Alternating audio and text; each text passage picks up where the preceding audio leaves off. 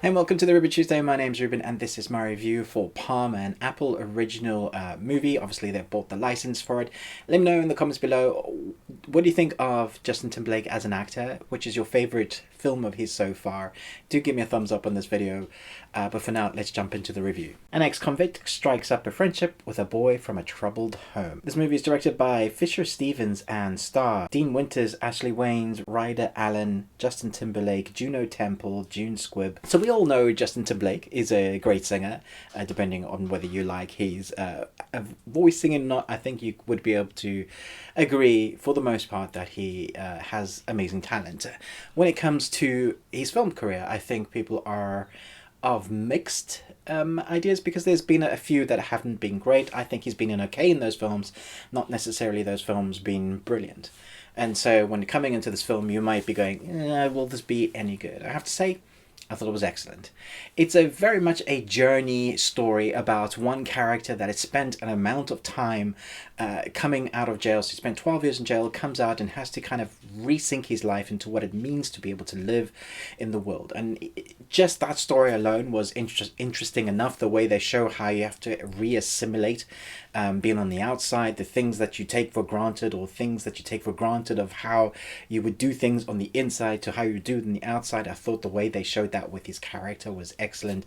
And then you have the storyline of this young kid that is different. He's not normal. Well, according to the where he lives, they class him as different, and his mother is also a drug addict and comes from a really kind of broken home, and so you have these two worlds that clash.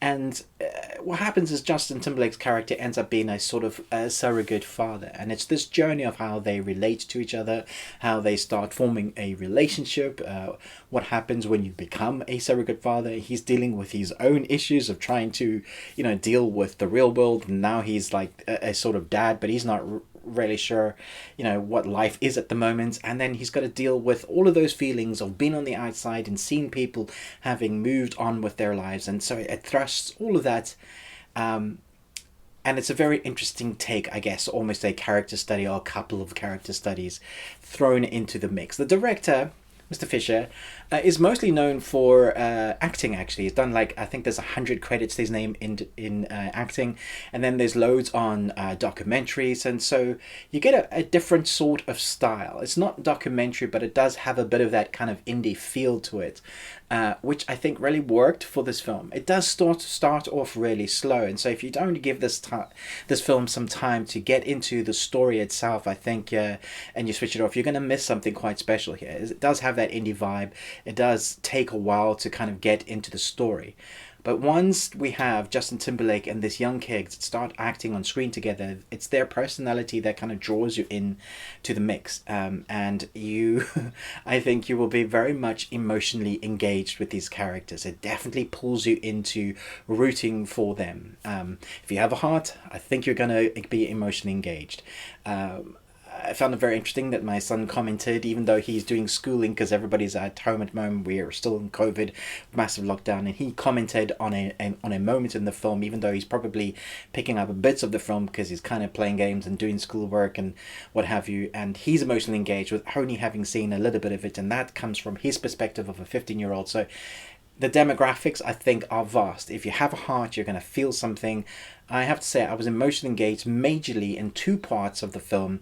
One happy, one really sad. For the most part, I really liked the acting and the characters, the way it's filmed, the way it looks, the way they show the shots. It's very typical of this type of film. But it's the engagement with the characters, the building of those characters that you will be invested in.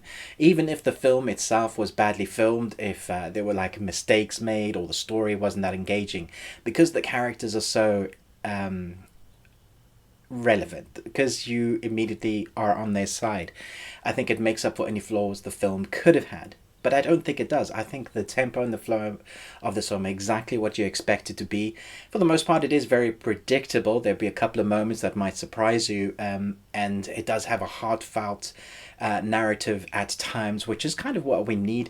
I did say out loud, this better have a worthwhile ending. I know we're going for reality here, and it kind of shows what happens in reality, but I wanted something that wasn't going to make me, go and rock myself into, a quiet little stupor, rock myself back and forth, going, I can't handle any more sadness, because at times it is quite hard going.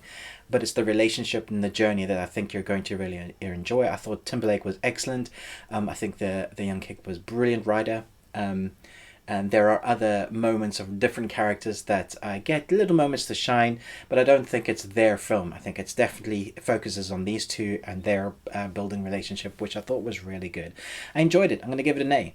Let me know in the comments below what you thought about this film when you do see it. I think Apple are buying some interesting original titles so they can claim it's theirs when they, obviously they buy it, and I'm kind of glad I got to see this one. So let me know. Chat to me in the comments, which is your favorite Timberlake film? Probably this one for me now. Thanks so much for watching this, but most of all, until next time, remember, live long and Tuesday.